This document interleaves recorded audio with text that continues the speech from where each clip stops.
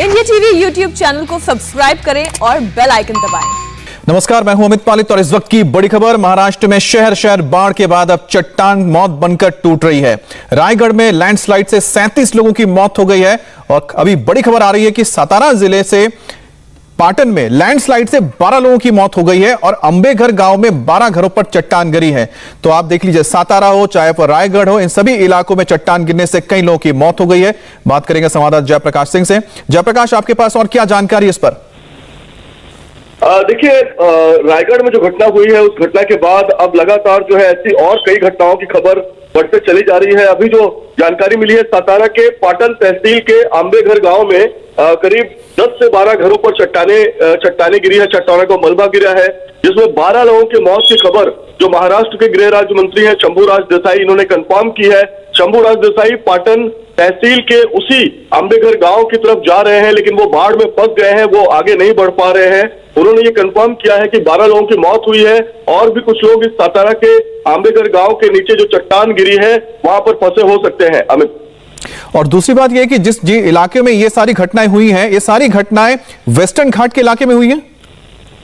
बिल्कुल सही कहा अमित आपने, ये वेस्टर्न घाट का पूरा पट्टा है, पूरा इलाका। अगर हम देखें, गुजरात से ये शुरू होता है और कर्नाटक में ये खत्म होता है, पूरा ये वेस्टर्न घाट है। और इस वेस्टर्न घाट से सातारा हो, कोल्हापुर हो, रत्नागिरी हो या फिर पुणे का ग्रामीण इलाका हो, सभी जगह पर ऐसी घटनाएं लगातार हो रही है। रत्नागिरी के चिपलून में अभी खबर आई है कि वहां पर भी एक चट्टान गिरी है और उस चट्टान गिरने से वहां पर भी 17 लोगों के दबे होने की खबर है। हालांकि इसको लेकर कंफर्मेशन अभी नहीं हुआ है कि कितने लोग नीचे दबे हैं, लेकिन वहां पर भी जो हेलीकॉप्टर है उनकी मदद से लोगों को निकाला जा रहा है। तो सातारा में घटना हुई है पाटन में, उसमें 12 लोगों की मौत की खबर आई है जो लैंडस्लाइड हुआ है और कई लोग अंदर दबे हुए हैं। और जो रायगढ़ में घटना हुई है, रायगढ़ में करीब 37 लोगों का शव अब तक निकाला गया है। अमित जी, तो जैसा कि हमें बता रहे हैं जयप्रकाश, पूरे इलाके में जिस तरह से यहां पर लैंडस्लाइड्स हुए हैं, चट्टाने गिरे हैं, इसमें कई लोगों की मौत हो गई है। अब धीरे धीरे उस इलाकों में रेस्क्यू ऑपरेशन को भी पहुंचाया जा रहा है, क्योंकि आप देख सकते हैं कि जिस तरह से बारिश हो रही है, यहां पर रास्ते टूट चुके हैं, सड़कें टूट गई हैं, पुल बह गए हैं। ऐसे में रेस्क्यू ऑपरेशन करना भी बहुत मुश्किल होता जा रहा है।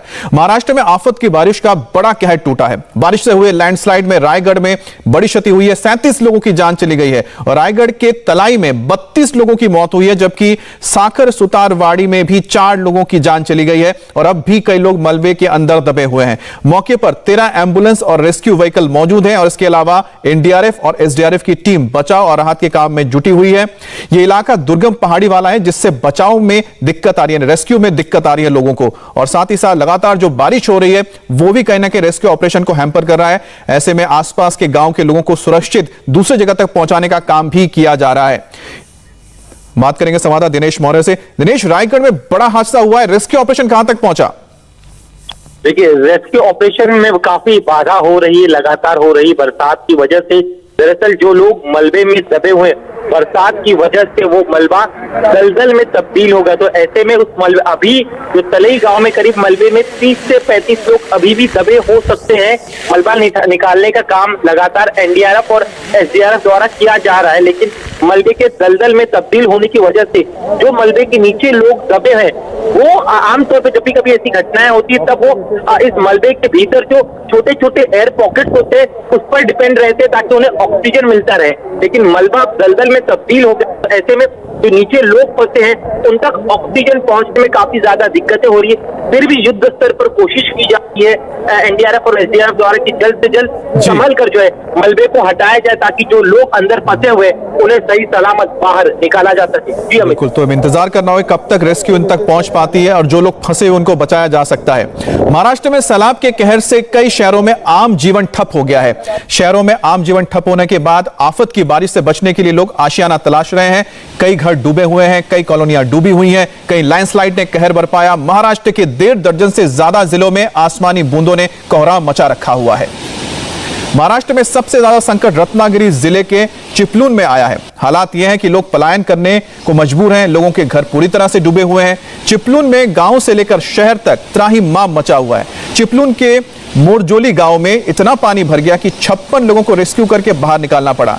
चिपलून शहर में कैसे हालात हैं, इन पर 4 तस्वीरों के जरिए आप समझ सकते हैं। पिछले 50 घंटों में बारिश का पानी पूरे शहर को डुबो चुका है। कहीं पर बैंक डूबे हैं, कहीं पर पूरी कॉलोनी डूब गई है। सड़कों पर अभी तक 3 से 4 फीट पानी भरा हुआ है। चिपलून में सैलाब के अटैक से कई गाड़ियां भी बर्बाद हो गई। चिपलून में हर जगह बाढ़ से त्राहिमाम मचा है। एक महिला को टायर के सहारे बाढ़ के बीच निकाला जा रहा था। इस बीच महिला डिसबैलेंस हुई और फिर से पानी में गिर गई। रत्नागिरी में पिछले 50 घंटों में ऐसी तस्वीरें आम हो चुकी हैं। चिपलून से एक और हैरान करने वाली तस्वीर आपको दिखा रहे हैं। यह घर पूरी तरह से पानी में डूबा हुआ है। किचन का सारा सामान बह रहा है और सिलेंडर भी तैरता हुआ आपको नजर आ रहा होगा, जिसे किसी तरह से लोग अपने साथ बाहर निकाल रहे हैं। जो सामान वो बचा सकते हैं बचाकर बाहर ले जा रहे हैं, क्योंकि पूरा का पूरा घर पानी में डूबा हुआ है। चिपलून में अभी फिलहाल बारिश नहीं हो रही है और फिर भी कई इलाके डूबे हुए हैं। सैकड़ों गाड़ियां बर्बाद हो गई हैं। हमारे संवाददाता राजेश कुमार ने ग्राउंड जीरो से रिपोर्ट भेजी है। चिपलून के मारकंडी इलाके में है और बाढ़ की तबाही की तस्वीरें हम आपको इस वक्त दिखा रहे हैं। कई गाड़ियां यहां पर उल्टी पलटी हुई हैं और सिर्फ गाड़ियां ही नहीं, छोटे छोटे कार नहीं, बड़े बड़े ट्रक्स जो हैं वो यहां पर उलट गए हैं। कई ट्रक्स जो हैं वो बह के चले आए हैं यहाँ पे। कई गाड़ियां जो हैं वो आपको इस छोटे से नाले में पड़ी हुई नजर आ रही हैं। ये बड़ा ट्रक जो है वो यहाँ पर कहीं से बह के आया है। आप समझ सकते हैं कि पानी का जो वेग रहा होगा, रफ्तार रही होगी, वो कितनी तेज रही होगी। यहाँ पे ये देखिए दूसरी तरफ जो नाला है उसमें टेम्पो बह के चला आया है। 10 से 15 फीट पानी पूरे चिपलून में भरा था और इस तरीके की कई तस्वीरें इस वक्त चिपलून में है। यानी कि जनजीवन पूरी तरीके से पटरी पर आने में काफी वक्त लगने वाला है। ये तस्वीर है। आगे हमने देखा कि कई गाड़ियां, जो ये रेजिडेंशियल कॉलोनी है वहां पर लोगों की गाड़ियां जो है वो नाले में जा धंसी हैं। ये तस्वीर देखिए, कार भी है और पिकअप वैन दोनों यहाँ पे फंसा हुआ है। ये पूरी सोसाइटी जो है वो कल पानी में डूबी थी। एक मंजिला से ऊपर तक पानी जो है वो पहुंच गया था। ये तस्वीरें अपने आप में गवाह हैं, तस्दीक करती हैं कि किस तरीके से बाढ़ ने तबाही मचाई। ये कार देखिए, नाले में बह के ये कार जो है वो यहाँ तक पहुँच गई है। एकाएक 3 घंटे तक, कल सवेरे 5 बजे से 8 बजे तक ये पानी जो है वो चिपलून में भरा और सड़क के दोनों तरफ भारत पेट्रोलियम का ये जो टैंकर है उसकी हालत देखिए, वो कहीं से बह के यहाँ तक पहुंचा है। अलग अलग तस्वीरें जो हैं वो बता रही हैं कि बाढ़ ने कल कितनी तबाही मचाई, किस तरीके से यहाँ पे लोग जो हैं वो परेशान हुए हैं। वो सृष्टि नदी है यहाँ पे, उसका पानी जो है वो यहाँ पे घुसा भी है। रेजिडेंशियल सोसाइटी है, इसके अंदर गाड़ियाँ जो हैं उल्टी हुई पड़ी हुई हैं। यहाँ पर पानी जो है वो पहले मंजिले तक पहुँच गया था। पूरे चिपलून में यही तस्वीरें जो हैं वो देखने को मिल रही हैं। इससे साफ है कि बहुत जल्द जनजीवन जो है वो पटरी पर यहाँ पर नहीं लौटने वाला है। चिपलून के कावलतली इलाके में मौजूद हूँ और इस वक्त मैं रेजिडेंशियल सोसाइटी में हूँ। कई सारे अपार्टमेंट्स यहाँ पे मौजूद हैं और सबकी गाड़ियाँ नीचे लगी हुई थी, जो अपने जगह से हिल गई हैं, उल्टी पड़ी हुई हैं। लोगों का लाखों का नुकसान हुआ है। साथ ही फर्स्ट फ्लोर तक बताते हैं कि यहाँ पे पानी घुस गया था, लोगों के घरों में यहाँ पे पानी घुसा है। रेजिडेंशियल सोसाइटी है, महंगे फ्लैट्स हैं यहाँ पर। लोगों ने अपने जीवन की गाढ़ी कमाई लगाकर ये घर खरीदे और एकाएक आप तस्वीरें इस वक्त देख रहे हैं कि सोसाइटी का क्या हाल हुआ। कल जो पानी यहाँ पे जमा है, गाड़ियाँ उल्टी पड़ी हैं, चारों तरफ सिर्फ तबाही का ही मंजर इस वक्त यहाँ पर नजर आ रहा है। क्या नाम साहब आपका? क्या नाम आपका? मेरा नाम अबरार मुल्ला है। अबरार साहब, कल क्या हो गया यहाँ पे एकाएक? एक्चुअली मैसेज के अकॉर्डिंग पानी 11 बजे छोड़ा जाएगा ये बोला था एंड रेड अलर्ट दिया गया था मैसेज के according. And suddenly like 5:30 to 6 o'clock suddenly water यहाँ से घुसना चालू हो गया। वो जो वहाँ पे वॉल्स है वो टूटना चालू हो गए और इतना flow suddenly within 5 minutes 6 feet height हो गई है एंड सब गाड़ियाँ like flown away to the all the way to the gate.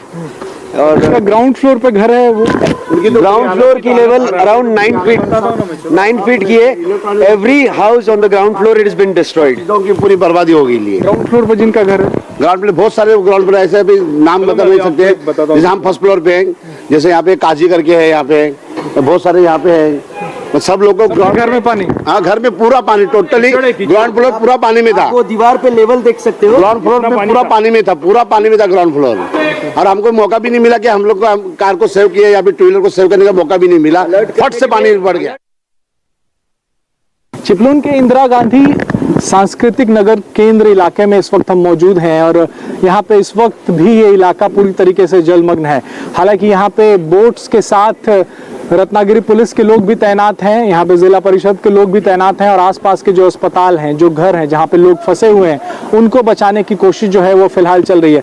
पानी बहुत निकल गया, पुलिस की तरफ से आप लोगों ने बोट लेके लोगों को बचाया यहाँ पे? हाँ, बहुत लोगों को बचाया। कल से हम लोग का रेस्क्यू ऑपरेशन चालू है। कल हम लोग ने बहुत से लोगों को छत के ऊपर से पानी जा रहा था, उनको पूरी तरह से निकाल के बाहर निकालने की किया, रेस्क्यू किया हमने। अभी ये पानी कितना देर से ये कम हुआ है, क्योंकि बता रहे हैं कि यहाँ पे 10-12 फीट पानी था? अभी एक सुबह से पानी थोड़ा कम हो गया। कम हुआ है। अस्पताल यहाँ पे इस लाइन में दो है? हाँ, 2 है। उसमें लोग फंसे हुए थे अस्पताल में? हाँ, अस्पताल में लोग फंसे थे, उन लोग को भी हम लोग ने सुबह रेस्क्यू ऑपरेशन करके बाहर निकाला पानी। तो आपको हम तस्वीरें इस वक्त दिखा रहे हैं कि देखिए किस तरीके से ये पूरा इलाका जो है वो जलमग्न है। इधर पूरा 12 फीट पानी था। वो बोट जो बस लगा है उसके ऊपर से पानी था, उसके ऊपर से 2 फीट से पानी जा रहा था, उनके ऊपर से हम लोग बोट निकाला है। तो उस वक्त गाड़ियां भी बह रही थी, हमने काफी गाड़ी पूरे रास्ते के ऊपर गाड़ी थी, उधर भी। कई नवजात शिशुओं को उनके माताओं के साथ इस वक्त रेस्क्यू किया जा रहा है, क्योंकि इस इलाके में 2 ऐसे हॉस्पिटल हैं जहां पे लोग फंसे हुए थे। मैम, कल आप यहाँ पे फंसी हुई थी, उस वक्त पानी यहाँ पे भर गया, क्या उस वक्त दिमाग में चल रहा था? आपका नवजात बच्चा है? जी, बहुत डर लगा था, बच्चा छोटा था ना, इसलिए कब निकल पाएंगे पता नहीं था। क्या स्थिति, क्या कौन बता रहा था, क्योंकि आप तो बेड पे होंगी? हाँ, ये मेरे हस्बैंड ही बता रहे थे। क्या बता रहे थे वो? बता रहे थे या डरा रहे थे? नहीं, बता रहे थे। क्या बता रहे थे? अभी इनसे पूछो, इन्हीं से पूछो। आपके दिमाग में क्या चल रहा था? अभी नहीं बता सकती कुछ, बहुत डरी हुई। अभी यहाँ से निकल के जा रही हैं, अब रिलीफ लग रहा है? बहुत रिलीफ लग रहा है। रिलीफ लग रहा है। नवजात बच्चा था आपका और एकाएक यहाँ पे पानी भर गया, कभी सोचा भी नहीं होगा कि इस तरीके से यहाँ आएंगे और इस परेशानी में? हम यही के हैं, नजदीक पे गाँव है, लेकिन इतना पानी कभी देखा नहीं था, इतना अंदाजा नहीं था कि इतना पानी बढ़ सकता है। और यहाँ अस्पताल आए होंगे आप, तो ऐसा सोच के तो आए नहीं होंगे कि बच्चा आएगा और उसके बाद इस तरीके से परेशानी में फंस जाएगा? हाँ, वही तो, छोटा बच्चा था, टेंशन तो था, क्योंकि एक और पानी भी बढ़ रहा था। हम फर्स्ट फ्लोर पे थे और ग्राउंड फ्लोर पूरा डूबा था, फर्स्ट फ्लोर पे कभी पानी आ सकता था, तो टेंशन तो ज़रूर था। लेकिन पानी रुक गया, अभी पानी कम है तो निकलने का सोच रहे हैं, क्योंकि बढ़ रहा तो वापस टेंशन रहेगा, उधर खाने पीने का भी टेंशन है अभी, क्योंकि पानी नहीं है, इलेक्ट्रिसिटी नहीं है, इसलिए अभी प्यूरीफाई वगैरह कर नहीं सकते उधर। और रात को बहुत दिक्कत है, क्योंकि मोमबत्ती भी नहीं थी, तो ऐसे ही निकलना पड़ा, तो टेंशन था। वो हॉस्पिटल वालों ने अच्छा कोऑपरेट किया, सुश्रुत हॉस्पिटल ने, तो अभी फिलहाल निकलने का सोच रहे हैं। अभी यहीं पे थी हॉस्पिटल में मैम? हाँ, आप हॉस्पिटल में थी? काम करती हूँ हॉस्पिटल में। काम करती हैं, तो आपको पता जिम्मेदारी ज्यादा थी, जो माँ थी उनको सबको समझा रही थी आप शांत रहने के लिए? तो हम लोग उनको बोल रहे थे कुछ होने वाला नहीं है, हो जाएगा तो हम छोड़ देंगे। पानी कहाँ तक आ गया था हॉस्पिटल में? दूसरे मंजिले तक, पायदी तक आया था। और ये लोग कहाँ पे थे? दूसरे मंजिले के फर्स्ट रूम में थे। सीढ़ियों तक पानी आ चुका था? हाँ, तो हमने एक किया था कि मैडम के घर में खॉट लेके उनको ऊपर सब सेटिंग करके रखा था। तीसरे मंजिले पर? हाँ, तीसरे मंजिले पर सब सेटिंग करके रखा था, क्योंकि पानी आ जाएगा तो इनको ऊपर लेंगे। नमस्ते, मैं हूं मीनाक्षी जोशी। वीडियो और खबरों से अपडेट रहने के लिए India TV YouTube channel subscribe करें, बेल आइकन दबाना ना भूलें। जुड़े रहें इंडिया टीवी के साथ।